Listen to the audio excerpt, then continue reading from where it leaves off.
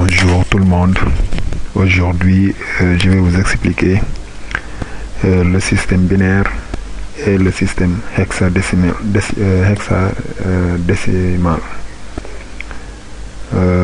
Pour commencer, on va essayer de voir. Pour comprendre le système binaire, je vais vous parler du système décimal que tout le monde connaît. Vous savez que lorsque l'on compte à base de 10, il existe 10 chiffres décimaux que vous voyez ici. Ces 10 chiffres sont utilisés pour la représentation des chiffres décimaux. Théoriquement, tous les chiffres décimaux peuvent être décomposés en puissance de 10, comme vous le voyez sur cet exemple.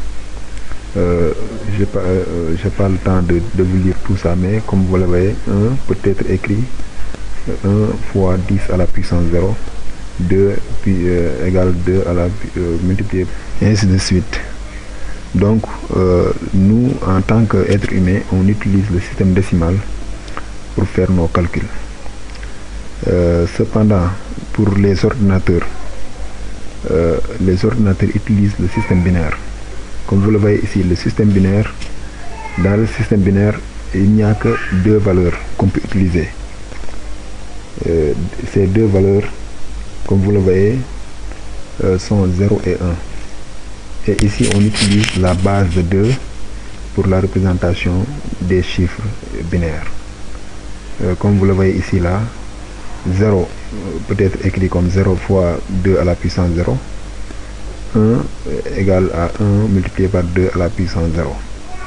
Ainsi, on va ainsi de suite. Par exemple, lorsqu'on arrive sur 1, on va essayer d'utiliser les 2 autres chiffres. Par exemple, mettez en tête que les chiffres binaires utilisent les 2 valeurs 1 et 2 seulement. Je pense que vous avez maintenant une idée de ce qu'est le système binaire. Le méthode de fonctionnement du système binaire est le même que le système décimal. La seule différence en est que le système binaire utilise la puissance de 2 ou bien la base de 2, et on n'a que seulement 2 valeurs qu'on utilise pour la représentation des chiffres binaires. Maintenant, on va aller voir le système hexadécimal. Ce système hexadécimal utilise 16 chiffres. Donc, on peut conclure que le système hexadécimal utilise la base de 16 ou bien les puissances de 16. Par exemple, comme vous le voyez ici, là, on a de 0 jusqu'à 9. Maintenant, pour essayer de ne pas avoir des confusions entre les chiffres décimales et les chiffres hexadécimales, après 9, on utilise les lettres pour représenter les chiffres hexadécimales. Comme vous le voyez, après 9, on a A qui représente une valeur de 10 en décimal, B qui représente une valeur de 11, C qui représente une valeur de 12, D qui représente une valeur de 13, E qui représente une valeur de 14 et F enfin qui représente une valeur de 15. Et comme vous le voyez ici, puisqu'on utilise les puissances ou bien la base de 16, on peut représenter ces chiffres comme vous le voyez ici. 1 égale à 1 multiplié par 16 à la puissance 0, ainsi de suite. Jusqu'à on arrive à F, on recommence. Par exemple, 1 et 0. Ici, ne confondez pas, ça représente 10 en décimal, mais en hexadécimal, 10, comme vous le voyez, représentation ici là, c'est égal à 1 multiplié par 16 à la puissance 1, plus 0 multiplié par 16 à la puissance 0. Si on fait le calcul, on se retrouve avec 10 égale à 16. 10 en hexadécimal représente 16 en décimal. Je vais insister sur ça parce que beaucoup de gens confondent la représentation hexadécimale en décimale parce que les valeurs ne sont pas les mêmes. Comme vous le voyez ici, 10 en hexadécimal représente 16 en décimal. Donc, on va essayer de voir maintenant, comment faire la conversion parce que c'est très important du décimal en binaire. Pour faire ça, la que je préconise le plus, il y a d'autres méthodes, mais moi j'utilise la méthode qu'on appelle la division euclidienne par 2. Par exemple, prenons le nombre 192. Pour convertir ça en binaire, on divise ça par 2. Par exemple, on divise par 2 et puis on note le reste. Le reste c'est soit 0 ou bien 1. Après le résultat de cette division, par exemple 96, on le divise par 2 encore, on note le reste et on note le reste, par exemple c'est 0 ou 1, et puis le résultat c'est 48. 48 on le divise par 2, ainsi de suite. Après une fois qu'on fait ça là, jusqu'à ce que on arrive à la fin, on commence en bas ici là, pour aller en haut.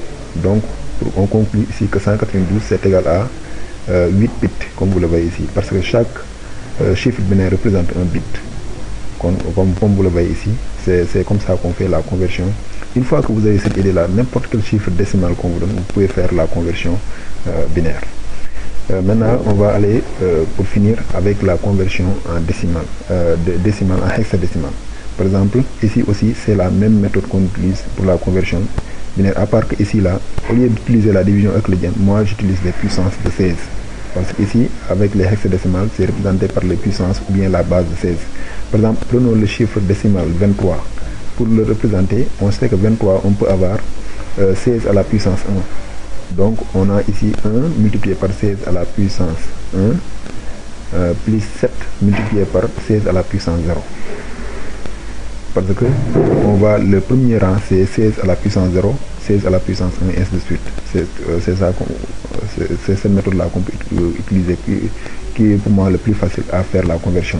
Donc on conclut ici que 23 en décimal équivaut à 17 en hexadécimal. Vous voyez la différence. Il faut faire très attention. Donc je pense que vous avez une idée de ça. Et puis en même temps, pour les gens qui trouvent que ça c'est un peu compliqué, vous pouvez utiliser aussi la calculatrice qui se trouve au niveau de votre machine. Par exemple ici là, j'ai mon calculatrice ici là, comme vous le voyez. Venez sur affichage, vous allez sur programmeur.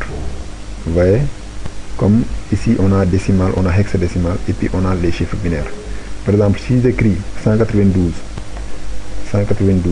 en décimal, pour convertir ça en binaire, je fais seulement ça.